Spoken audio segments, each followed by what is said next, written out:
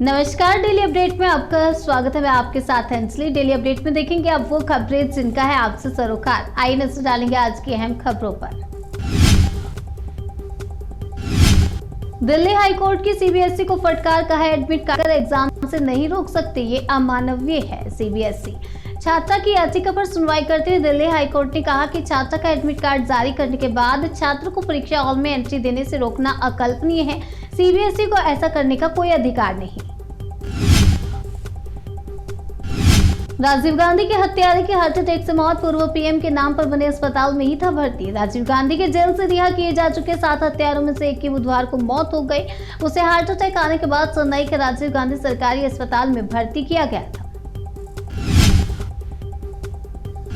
Mid day meal की खिचड़ी में मिला चूहा, खाना खाते ही बिगड़ी छात्रा की हालत। महाराष्ट्र के अकोला स्थित एक स्कूल में बच्चों को मिलने वाली खिचड़ी में मरे हुए चूहे पाए गए और आपको बता दें, जिसको खाने से छात्रों की तबीयत खराब हो गई। इसके बाद उन्हें इलाज के लिए हॉस्पिटल में भर्ती करवाया गया।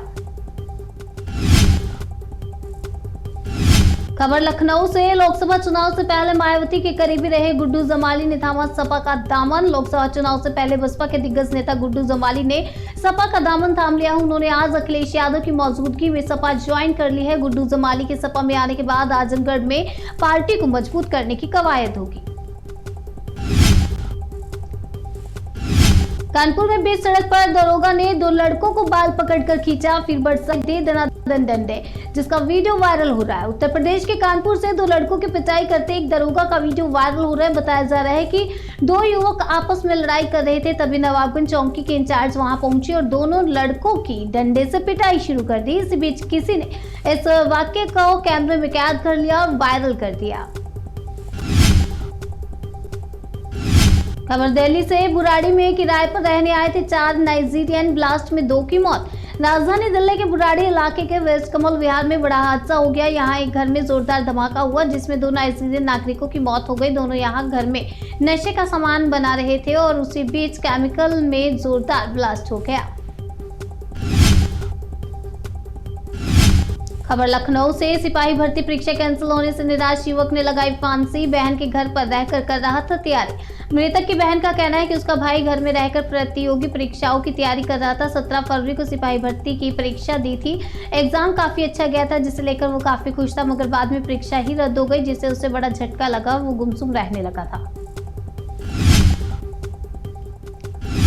थाने की झुग्गी बस्ती में आग से एक की मौत, पटाखों की तरह फटे सिलेंडर। मुंबई शहर के बगल में स्थित एक झुग्गी बस्ती में भीषण आग लगने का मामला सामने आया है। घटना में एक व्यक्ति की मौत हो गई और 3 अन्य घायल बताए जा रहे हैं। आग बुझाने के लिए दमकल विभाग की 24 गाड़ियां मौके पर भेजी गई।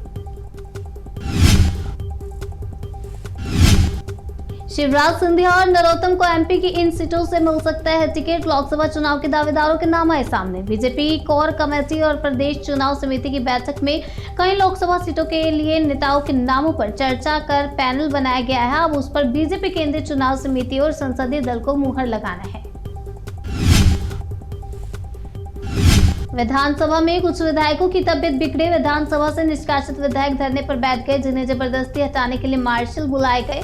इस दौरान कुछ विधायकों की तबियत भी बिगड़ गई। विधायक विपिन परमार ने डॉक्टर बुलाने की भी मांग की। मध्य प्रदेश में बिगड़े मौसम से नहीं रहा 43 घंटों में आंधी तूफान और ओलावृष्टि का अलर्ट। मध्य प्रदेश का मौसम लगातार करवट बदल रहा है। भोपाल में आज न्यूनतम तापमान 14 डिग्री और अधिकतम तापमान 32 डिग्री सेल्सियस रहने की संभावना है। साथ ही भोपाल समेत राज्य के कई जिलों में बेमौसम बरसात ने किसानों की भी टेंशन बढ़ा दी है।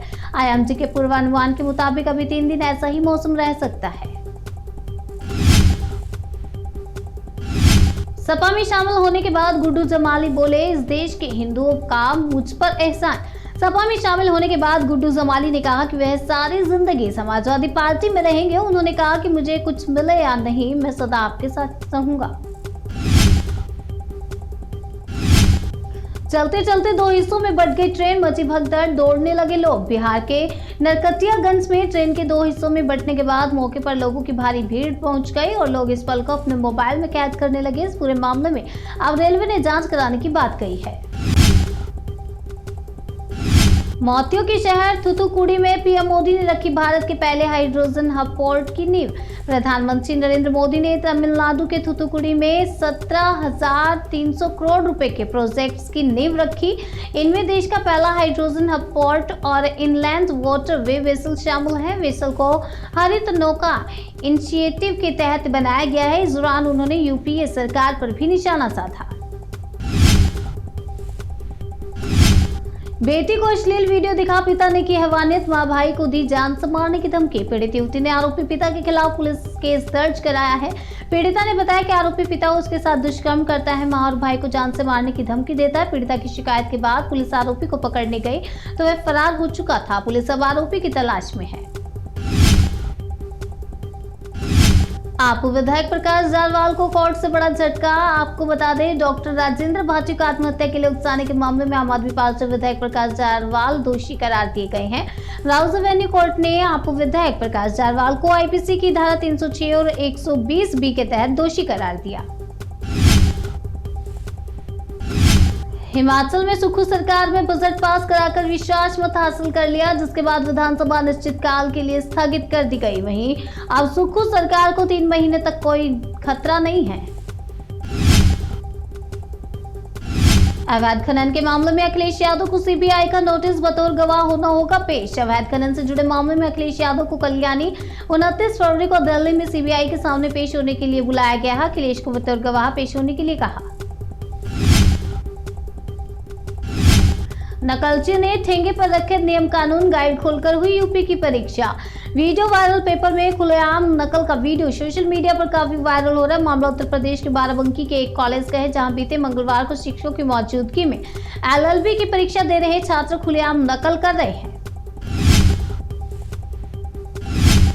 हाथ पैर काटे, सिर अलग किया, थैले में पैक कर लाश जंगल में फेंकी। यूपी के अमरोहा में टुकड़ों में मिली प्रेग्नेंट महिला की डेड बॉडी।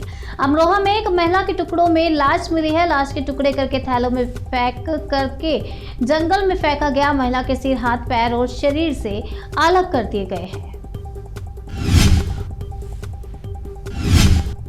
खबरों से रहने के लिए अपडेट देखते रहिए हमारा खास प्रोग्राम डेली अपडेट।